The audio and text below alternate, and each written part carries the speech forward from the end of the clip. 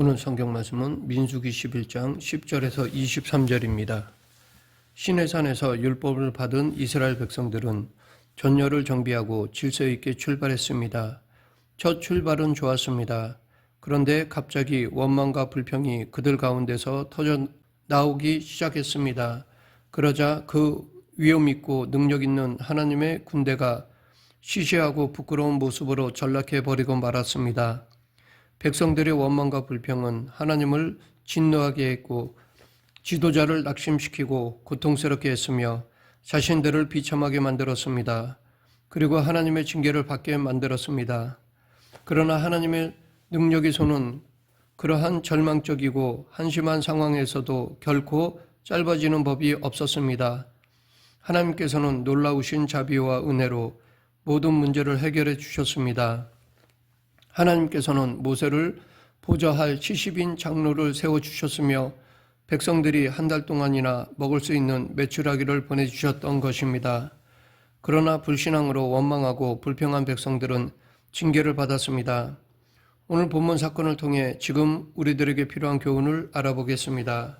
만나만 먹는다고 원망하던 백성들은 이제 가족 단위로 각기 장막 문에서 울고 있었습니다. 고기가 먹고 싶은데 이제는 고기를 먹을 수 없어서 슬퍼하고 있는 것이었습니다. 애굽에서 고기와 파, 마늘과 부추를 먹던 시절이 그리워 울고 있는 것이었습니다. 그들은 지금 가나안을 향하여 광야를 걸어가는 중에 있었습니다. 광야길이 고단하고 황량한 나그네 길이지만 하나님의 무한하신 자비와 온전하신 돌보심을 받고 있었습니다. 그런데 그들은 애굽에서 먹던 음식들이 생각나서 먹고 싶다고 하면서 원망하며 울었던 것입니다. 이들의 어이없는 불평과 원망에 대하여 하나님께서 진노하셨고 모세도 분노하며 낙심하게 되었습니다.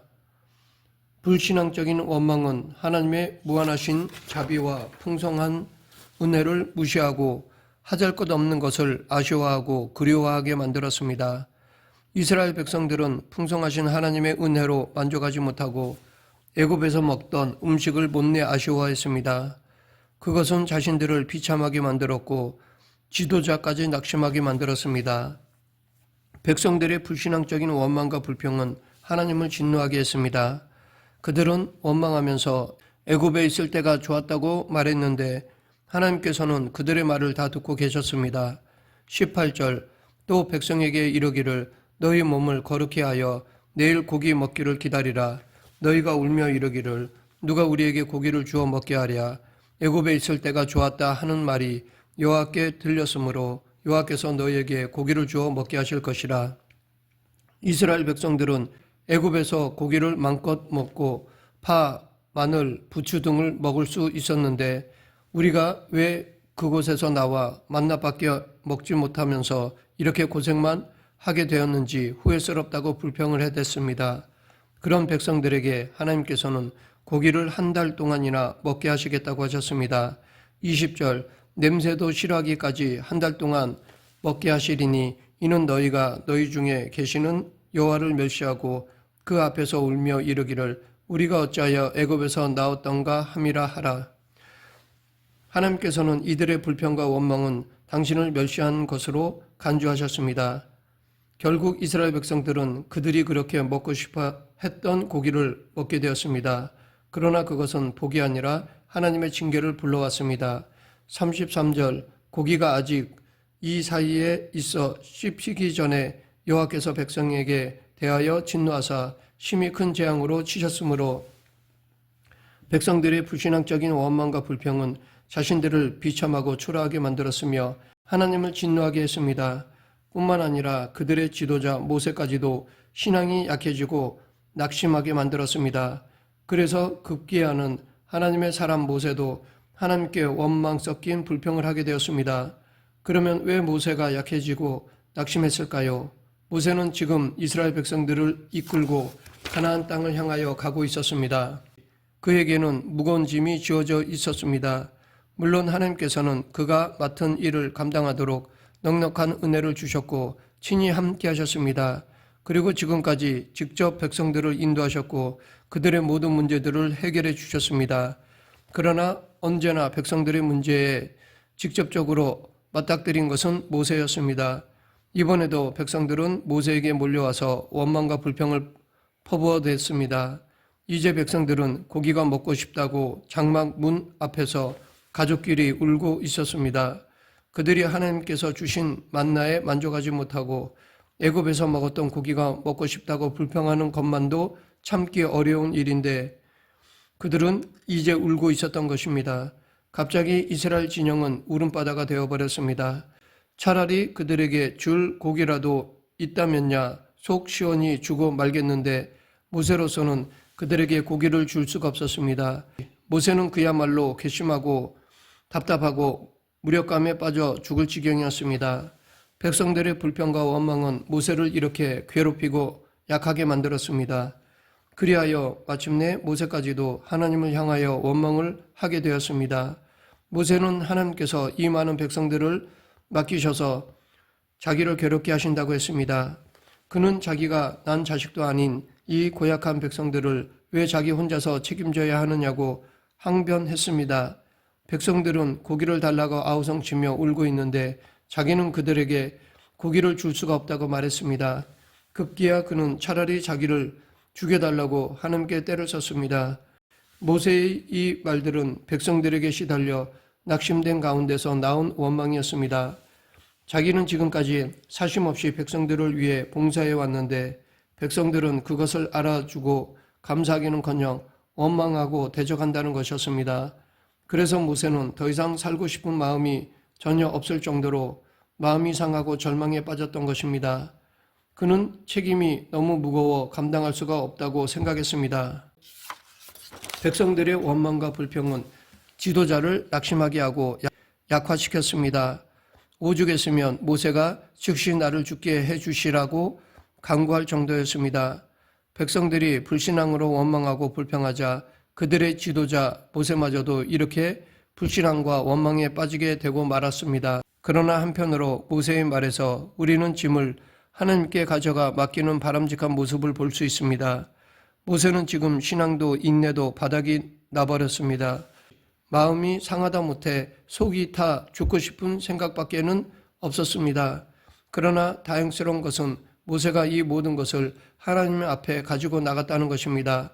모세는 짐을 하나님께 내려놓고 하소연했습니다. 오늘 우리도 감당하기 어려운 무거운 짐을 지고 광야 같은 이 세상을 살아가고 있습니다. 혼자서 고민하고 힘들어할 것이 아니라 하나님께 가지고 가서 다 말씀을 드려야 합니다. 그러면 하나님께서 평안한 마음을 주시고 우리의 짐을 맡아주십니다. 그리고 감당할 힘을 주십니다. 하나님은 백성들이 불신앙에 빠져서 주저앉아 울고 있을 때 지도자 모세마저도 낙심되고 탈진했을 때 이들의 문제에 직접 개입하셨습니다. 하나님께서는 먼저 모세의 문제를 다루어 주셨습니다. 하나님께서는 모세의 간구를 들어주셨습니다. 이제부터는 모세 혼자 짐을 지지 않도록 그를 도와서 일할 사람들을 세워주시겠다고 하셨습니다. 하나님께서는 장로 70명을 세워 그들에게 성령을 부어주심으로 모세의 조력자로 삼아주셨습니다. 그리고 나서 하나님께서는 백성들의 문제를 다루셨습니다. 하나님께서는 그들에게 고기를 먹게 해주겠다고 하셨습니다. 그러나 동시에 백성들의 불신앙을 책망하시면서 벌하시겠다고 하셨습니다. 앞으로 백성들은 고기를 먹게 될 것인데 그것도 질리도록 한 달 동안이나 먹게 될 것이라고 하셨습니다. 그러나 그것은 그들에게 복이라기보다는 저주가 될 것이었습니다. 실제로 그들이 고기를 먹게 되었을 때 하나님께서는 그들에게 큰 재앙을 내리셨습니다. 고기가 아직 이 사이에 있어 씹히기 전에 여호와께서 백성에게 대하여 진노하사 심히 큰 재앙으로 치셨으므로 그들이 하나님께 재앙을 받은 이유는 그들의 불평과 원망은 불신앙이었고 하나님을 멸시한 것이었기 때문이었습니다. 하나님께서는 장정만 60만 명, 총 200만 명 이상이 되는 백성들에게 한 달 동안이나 고기를 먹게 하시겠다고 말씀하셨습니다. 모세는 하나님의 말씀에 입이 벌어질 수밖에 없었습니다. 어떻게 이 광야에서 그런 일이 일어날 수 있단 말입니까? 200만 명이 한 달간 고기를 먹으려면 양떼와 숫떼를 잡아도 부족할 것입니다. 그런데 그 많은 고기를 아무것도 없는 광야에서 어떻게 조달할 수 있단 말입니까? 모세는 하나님의 말씀을 이해할 수가 없었습니다. 모세는 아마도 하나님께서 홧김에 하신 말씀이거나 과장된 말씀이 아닐까 하고 생각했을지도 모릅니다. 물론 모세는 하나님께서 전능하신 분이심을 조금도 의심치 않았습니다. 하나님께서 애굽에 10가지 재앙을 내리시고 이스라엘을 구원하신 것과 홍해를 갈라 이스라엘 백성들을 건너게 하신 것을 보았습니다. 하나님은 위대하시고 전능하신 분이심을 확실히 믿고 있었습니다. 그러나 아무것도 없는 광야에서 200만 명이나 되는 사람들이 한 달 동안 먹을 만한 고기를 주시겠다는 말씀은 도저히 믿기지 않았습니다. 이런 모습은 지금 우리들에게도 있습니다. 진정 하나님께서 전능하신 분이심을 믿습니까? 하나님께서는 능치 못할 일이 없다는 것을 믿습니까? 우리 중에 이것을 믿지 않는 사람은 없을 것입니다. 그러나 우리도 자신의 문제를 놓고 기도하면서도 때로는 하나님께서 그 기도를 응답해 주시리라고 믿지 못하는 경우가 있습니다. 기도는 하지만 안 될 것이라고 생각하는 것입니다. 답답하기 때문에 기도는 하지만 그래도 이 문제만큼은 하나님도 어쩔 수 없으실 것이라고 생각하는 것입니다. 그런데 이것은 정작 전능하신 하나님께 대한 불신앙입니다. 모세가 하나님의 말씀을 믿지 못하겠다고 하자 하나님께서는 강하게 말씀하셨습니다. 23절 여호와께서 이르시되 여호와의 손이 짧으냐 내가 이제 내 말이 내게 응하는 여부를 보리라. 하나님은 전능하신 분이십니다. 하나님께서는 바로를 치시고 이스라엘 백성들을 애굽에서 이끌어내셨으며 홍해를 가르셔서 이스라엘 백성들로 하여금 바다를 마른 땅처럼 건너게 하셨고 지금까지 놀라운 이적들을 행하여 오셨습니다. 무엇보다도 하나님께서는 친히 천지를 창조하셨습니다. 아무것도 없는 가운데서 오직 말씀으로 천지와 그 가운데 있는 모든 것을 창조하셨습니다. 그런데 하나님께서 그 정도의 일을 못하신단 말입니까? 전능하신 하나님의 손은 결코 짧아지는 법이 없습니다. 하나님께서는 짧아지는 법이 없는 전능하신 그 손으로 광야에서 이스라엘 백성들의 모든 문제를 해결해 주셨습니다. 그리고 결국 가나안 땅에 들어가도록 인도해 주셨습니다. 물론 아무리 하나님이 전능하셔도 우리가 원하는 대로 다 이루어 주시지 않습니다. 이것이 문제입니다. 내 뜻대로 이루어 주지 않으시고 당신의 뜻을 이루시는 것에 우리는 하나님의 전능하심이 나와 상관없다고 생각하는 경향이 있습니다. 우리는 내 생각보다 더 좋고 선하신 것을 우리에게 주시는 하나님, 이것을 이루시는 데 있어서 전능하신 하나님을 믿고 따라야 합니다. 즉, 내 중심이 아닌 하나님 중심의 삶을 살아야 합니다. 말씀을 맺겠습니다.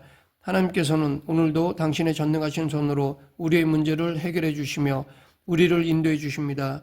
그러기에 우리는 어떤 일이 있어도 믿음이 약해져서 불신앙에 빠져 원망하거나 불평하지 말고 신실하신 하나님을 굳게 의지해야 합니다.